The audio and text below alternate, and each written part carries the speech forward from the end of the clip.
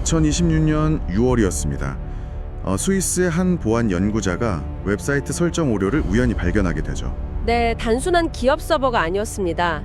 그 안에서 발견된 건 전 세계에서 가장 강력한 권력을 가진 정치인, 억만장자, 그리고 군 수뇌부들을 은밀하게 관리하는 기밀 데이터였죠.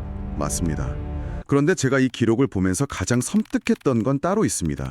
이 시스템이 그러니까 인공지능 알고리즘을 사용해서 세계 최고의 엘리트들을 1점부터 4점까지 채점하고 있었다는 사실입니다. 철저하게 이 인간이 우리 네트워크에 얼마나 쓸모 있는가를 기준으로 말이죠.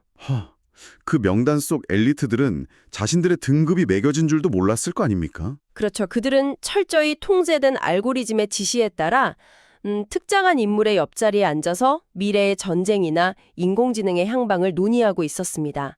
우연한 만남은 단 하나도 없었죠. 모든 것이 완벽하게 기획된 자리 배치였다는 거군요. 네, 완벽한 통제였습니다. 안녕하세요.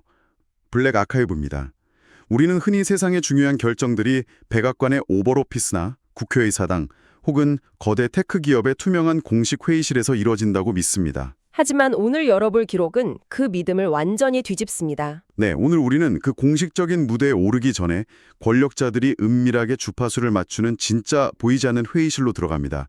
바로 2006년 설립 이후 거의 20년 동안 베일에 쌓여있던 초청제 엘리트 네트워크, 다이얼로그입니다. 유출된 2026년 내부 문건들을 바탕으로 이들이 어떻게 정보를 교환하고 미래를 미리 설계하는지 그 구조를 파헤쳐 보겠습니다. 본격적인 기록 탐사에 앞서 분명히 해둘 점이 있죠. 우리는 오늘 특정 정치적 입장을 대변하거나 근거 없는 음모론을 사실로 단정하지 않습니다. 맞습니다. 오직 유출된 문서와 사실관계, 그리고 그 안에 반복되는 연결만을 추적합니다. 누가 이익을 얻었는가? 그리고 공식 설명만으로 이 치밀한 연결을 충분히 설명할 수 있는가? 이 질문들을 끝까지 쥐고 가보겠습니다. 다이얼로그, 대체 어떤 조직인지 그 시작점부터 짚어주시죠. 2006년이었습니다. 페이팔 마피아로 유명한 기술 투자자 피터 틸, 그리고 기업가 워런 호프먼이 공동 설립한 조직입니다. 스스로를 초청제 비공개 커뮤니티라고 부르죠. 기록을 보면 1000명 이상의 유료 회원이 있고 과거 참가자만 2,500명이 넘는다고 나옵니다. 네, 엄청난 규모죠. 잠깐만요.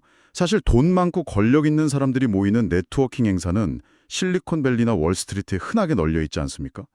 이 모임이 그 수많은 파티들과 유독 다르게 작동하는 이유가 뭡니까? 가장 큰 차이는 상상을 초월하는 수준의 비밀주의, 그리고 형식의 파괴에 있습니다. 보통 글로벌 엘리트들의 모임하면 빌더버그 회의를 떠올리시잖아요. 네, 아주 대표적인 비밀 모임이죠. 하지만 빌더버그조차도 최소한 행사가 열리기 전에는 공식 홈페이지를 통해 참가자 명단과 토론 주제를 대중에게 공개합니다. 제한적이지만 언론 취재도 허용하고요. 그런데 다이얼로그는 그런 기본적인 정보조차 공개하지 않았다는 거군요. 그렇습니다. 2020년 대규모 유출 사태 전까지는 단 한 번도 공식적으로 정보를 밝힌 적이 없습니다. 철저하게 100% 오프 더 레코드 원칙을 고수했죠. 행사 진행 방식도 공식 기록들을 보면 제가 아는 상식과는 완전히 다릅니다. 제가 아주 흥미롭게 본 문서가 하나 있는데요. 어떤 문서죠? 2012년에 작성된 2014년 썬댄스 리조트 행사의 초청장입니다. 150명 규모의 행사인데 초청장에 아주 당당하게 적혀 있습니다. 우리는 세상을 바꾸고 싶다. 네, 그 슬로건이 핵심입니다. 그런데 세상을 바꾸겠다면서 다보스 포럼처럼 수백 명 앞에 화려한 강연이 없습니다. 패널 토론도 없고요. 오직 6명에서 15명 정도가 아주 작은 테이블에 둘러앉아 토론만 한다고 되어 있습니다. 굳이 이렇게 작은 테이블에 숨어드는 이유가 뭘까요? 그 작은 테이블이라는 공간이 만들어내는 권력의 속성 때문입니다. 거대한 강연장은 마이크를 잡은 한 명의 스피커가 수백 명에게 일방적인 선언을 하는 쇼의 영역입니다. 보여주기식 행사라는 거군요. 맞습니다. 반면 10명 남짓 모인 닫힌 테이블은 서로의 이견을 조율하고 합의를 도출하는 일종의 밀실이 됩니다. 기자의 카메라나 주주들의 눈치를 볼 필요가 전혀 없으니까요. 그러니까 아직 사회적으로 용인되지 않은 날것의 아이디어나 파격적인 정책들이 필터링 없이 교환되는 인큐베이터가 되는 거네요. 정확합니다. 그 닫힌 테이블이 현실 세계에 어떻게 영향을 미치는지 보여주는 아주 결정적인 기록이 하나 있습니다. 누굽니까? 리플의 최고 경영자 브래드 갈링하우스의 증언입니다. 그가 2012년 아니면 2013년 무렵에 유타에서 열린 다이얼로그 행사에 참석했는데 그곳에서 비트코인이라는 것을 처음 접했다고 밝혔습니다. 2012년이면 대중에게 비트코인은 이름조차 생소하던 시절 아닙니까? 네, 완전히 음지의 긱들이나 거래하던 초기 단계였죠. 여기서 주목할 건 갈링하우스가 그걸 접한 맥락입니다. 암호화폐 개발자 컨퍼런스 같은 곳이 아니었어요. 그럼 그 작은 테이블에 누가 같이 앉아 있었습니까? 당시 그 10명 남짓한 테이블에는 정부 고위 관료, 펜타곤 소속의 군 관계자, 그리고 실리콘밸리의 기술 거물들이 함께 섞여 있었습니다. 잠깐만요. 군 관계자와 기술 거물이 하나의 테이블에서 비트코인을 논의했다고요? 네, 2022년 통계학자 앤드류 겔만이 공개한 자료를 보면 당시 다이얼로그 참가비가 약 16,846달러였습니다. 하나로 2천만 원이 넘는 금액이죠. 그 거액을 내고 전직 재무장관, 팔란티어 창업자, 구글 임원, 연방준비제도 관계자들이 그 작은 테이블에서 전혀 다른 분야의 벽을 허물고 마주 앉은 거군요. 그렇습니다. 새로운 화폐 시스템과 미래 기술을 가장 먼저 논의한 겁니다. 이 대목에서 분명히 짚고 넘어갈 게 있습니다.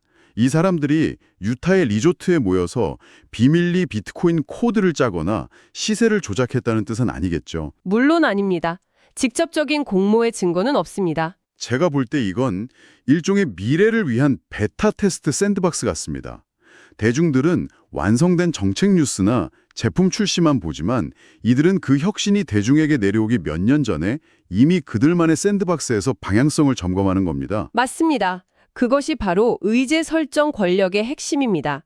민주주의 사회에서 공식적인 법안 상정은 투명해 보일지 모릅니다. 하지만 어떤 아이디어를 중요한 의제로 채택할 것인가, 이 결정은 그 이전 단계에서 이루어집니다. 다이얼로그가 바로 그 선행 단계에서 막대한 정보의 접근권을 제공하는 거군요. 남들보다 3년, 4년 먼저 미래의 기조를 알게 된다면 그 이익은 상상을 초월할 텐데요. 경제적, 전략적 이점은 돈으로 환산할 수 없을 정도죠. 그렇다면 질문이 생깁니다. 이 엄청난 정보의 혜택을 아무에게나 나눠주지 않았을 텐데 말이죠. 네, 여기서부터 2020년 와이어드를 통해 폭로된 내부 문건에 진짜 섬뜩한 진실이 드러납니다. 기록을 보죠. 유출된 113명의 인물 디렉토리와 2026년 리트리트 등록자 222명의 명단입니다. 참가자들을 관리하는 방식이 정말 귀괴하더군요. 조직에서 참가자들을 A, B, C 세 등급으로 분류했습니다. 보통 학교 성적과 다르게 여기서는 C가 최고 VIP 등급입니다. 192명 중에서 단 7명에 1명꼴로만 이 특별한 C등급을 받았더군요. 그런데 단순한 알파벳 분류가 끝이 아니었죠. 네, 알파벳은 껍데기에 불과합니다.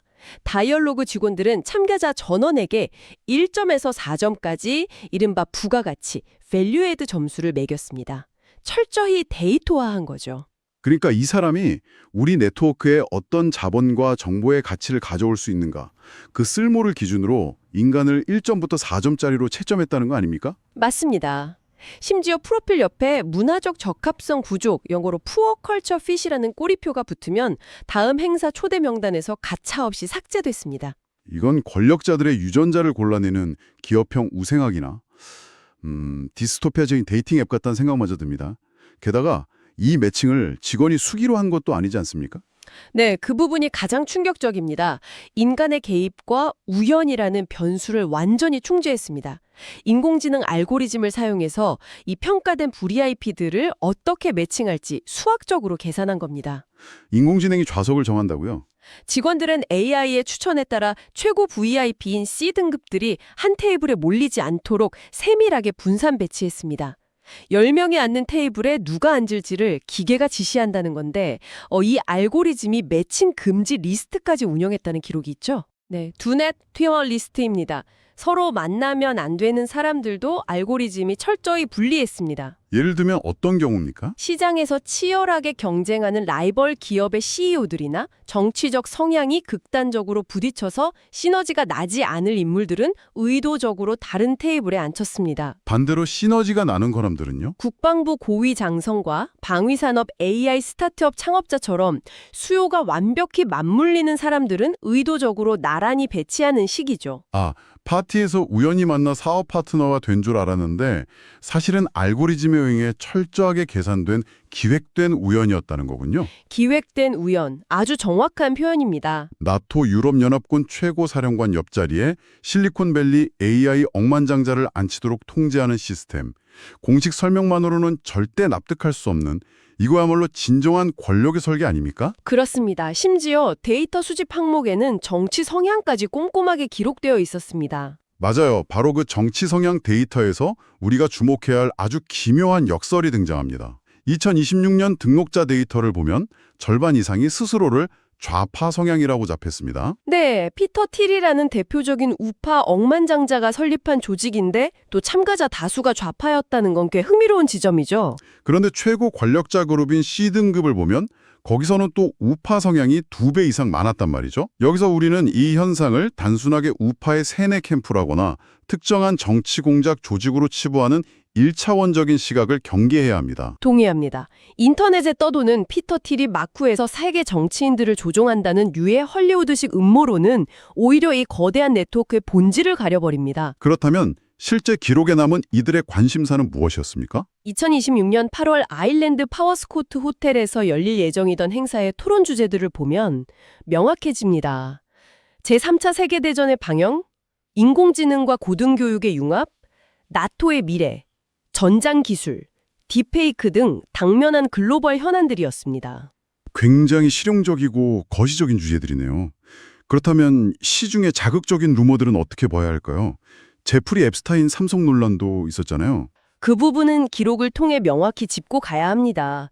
2012년에 유명 물리학자 리사 랜들이 행사 초청장을 제프리 앱스타인에게 포워딩한 이메일 내역이 존재하는 것은 사실입니다. 그러면 실제로 참석한 겁니까? 아닙니다. 그가 다이얼로그 정식 회원이었다거나 참석했다는 증거는 유출 문건 어디에도 없습니다.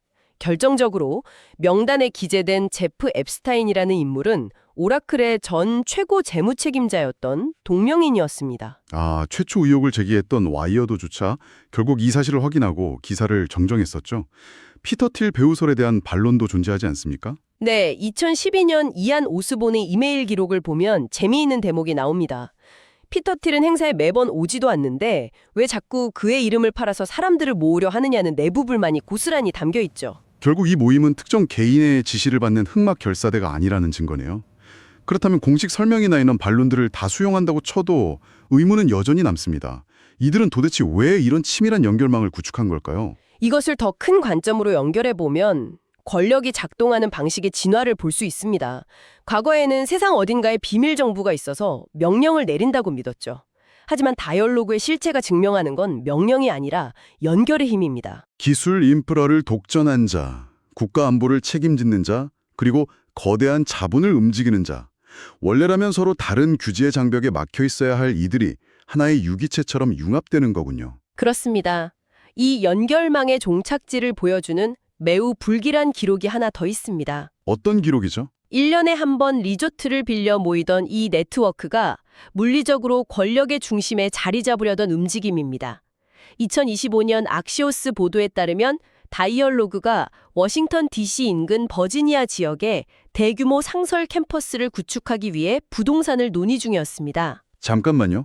버지니아라면 백악관, 국회의사당, 펜타곤이 빽빽하게 밀집한 권력의 심장부 아닙니까? 맞습니다. 1년에 한 번 열리는 은밀한 팝업 스토어 같던 모임이 아예 권력의 통무때 365일 문을 여는 상설 본부를 차리려 했다는 뜻입니다. 비공식적이고 간헐적이었던 네트워크가 제도권 권력의 지리 안으로 들어와 상설화된다는 것. 이건 엄청난 의미 아닙니까? 정보가 흐르는 파이프라인 자체가 백악관 옆에 물리적인 성벽을 쌓는 셈인데요. 정확합니다.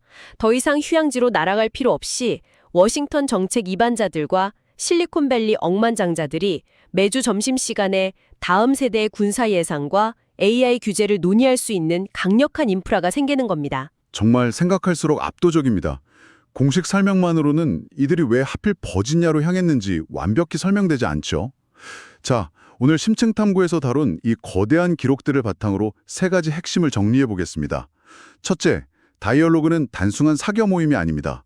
참가자들의 효용 가치를 철저히 데이터화하고 인공지능 알고리즘으로 최적의 조합을 계산하는 인적 네트워크 최적화 시스템이었습니다. 둘째, 이들이 휘두르는 진짜 무기는 국회의 공식적인 결정이 아닙니다. 정책이 공개되기 수년 전 단기에서 방향성을 맞추는 의제 선점, 그리고 닫힌 테이블에 들어갈 수 있는 극소수만의 비대칭적 정보 접근권입니다. 마지막 셋째, 정보, 자본, 기술, 국가 안보라는 이질적인 권력들이 알고리즘의 통제 아래 융합되는 공간이 실제하며 이들은 이제 휴양지를 떠나 워싱턴이라는 공식 제도의 중심부를 향해 물리적인 진격을 시도하고 있습니다. 우리가 확인한 기록을 종합해 볼 때 대중의 눈에 띄지 않게 흐르는 이 강력한 선행 네트워크가 최종 정책 결정에 개입했을 가능성을 완전히 배제할 수는 없습니다. 현상은 언제나 수면 위에서 발생하지만 그 물결을 일으키는 진정한 동력은 보이지 않는 곳에서 기획되니까요. 마지막으로 여러분께 더 큰 질문을 하나 남기겠습니다. 어떤 질문입니까? 우리가 투표로 뽑은 정치인들이 법안을 상정하고 기업이 혁신 기술을 무대 위에서 발표하기 전에 이미 누군가 설계한 비공개 테이블에서 그 미래의 밑그림이 완성되어 있다면 말입니다. 이 세계의 정책을 인큐베이팅하는 보이지 않는 회의실이 백악관 바로 옆 영구적인 요새로 자리 잡는 순간 과연 당신과 저의 목소리는 이 거대한 세상의 시스템 안에서 어디쯤 위치하게 될까요? 다음번 뉴스를 보실 때 그 이면에 어떤 통제된 우연이 있었을지 한번 상상해 보시기 바랍니다. 기록은 거짓말을 하지 않으니까요. 오늘 블랙 아카이브에서 다른 내용은 공개된 기록과 자료를 바탕으로 사건의 사실관계와 다양한 의혹, 해석을 함께 살펴본 것입니다. 확인된 사실과 논쟁 중인 주장, 그리고 하나의 가설은 서로 다를 수 있습니다. 블랙 아카이브는 특정 주장이나 음모론을 사실로 단정하거나 믿도록 강요하지 않습니다. 기록을 확인하고 연결을 추적하되 마지막 판단은 여러분께 남겨두겠습니다. 진실은 때로 우리가 예상하지 못했던 기록 속에서 발견됩니다. Truth is in the files.